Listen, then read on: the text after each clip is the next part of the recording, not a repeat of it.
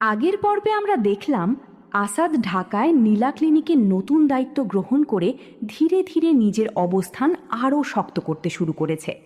ক্লিনিকের প্রধান হিসেবে সে একের পর এক নতুন নিয়ম চালু করে, খরচ কমানোর উদ্যোগ নেয় এবং সবার প্রশংসাও পায়। অন্যদিকে নীলা সবসময় আসাদের পাশে থেকে তাকে সাহস যোগায়, এমনকি চাচার কাছে থাকা প্রায় 17 লাখ টাকার ঋণও পরিশোধ করে দেয়, যাতে তাদের সম্পর্কের পথে আর কোনো বাধা না থাকে। এরপর নীলা নিজের বাবা মায়ের কাছে আসাদকে বিয়ে করার ইচ্ছার কথা জানায়, কিন্তু নীলার বাবা মা সরাসরি রাজি না হয়ে একটি শর্ত দেন। নীলাকে প্রমাণ করতে হবে যে সে সাধারণ সংসারের জীবন মানিয়ে নিতে পারবে। তাই রান্নাবান্না থেকে শুরু করে ঘরের সব কাজ শেখার চ্যালেঞ্জ গ্রহণ করে নীলা। অন্যদিকে ফাতেমার জীবনে নেমে আসে আরও বড় ঝড়।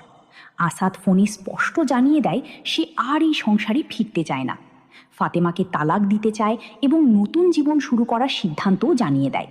স্বামীর মুখে এমন কথা শুনেও ভেঙে না পড়ে ফাতেমা আল্লাহর কাছে দোয়া করে। স্বামীকে সঠিক পথে ফিরিয়ে আনার দৃঢ় সংকল্প নিয়ে ঢাকায় চলে আসে।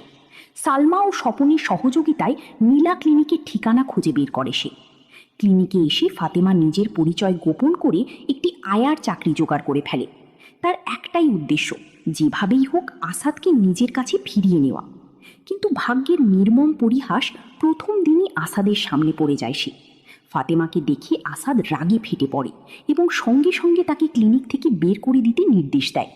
কিন্তু পরে জানা যায় এমডি স্যারের অনুমতিতেই ফাতেমার চাকরি হয়েছে।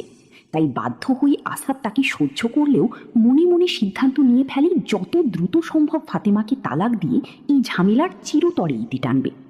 এদিকে ক্লিনিকের কিছু কর্মচারীও আসাদ ও নীলার সম্পর্ক নিয়ে নানা ধরনের গুঞ্জন ছড়াতে শুরু করে। তারা মনে করতে থাকে নীলা প্রায় প্রতিদিন আসাদের রুমে আসে এবং দুজনের মধ্যে সাধারণ সম্পর্কের চেয়েও বেশি কিছু চলছে। এসব কথাবার্তা ধীরে ধীরে ক্লিনিকের পরিবেশকেও প্রভাবিত করতে শুরু করে। অন্যদিকে নীলা নিজের বাবা মায়ের দেওয়া শর্ত পূরণ করতে প্রাণপণ চেষ্টা চালিয়ে যাচ্ছে। প্রথমবার রান্না করে সবার সামনে অপমানিত হলেও সে হার মানেনি, বরং আরও ভালোভাবে সবকিছু শেখার প্রতিজ্ঞা করেছে। নীলার এই পরিবর্তন দেখে তার মা বাবাও অবাক হয়ে যায়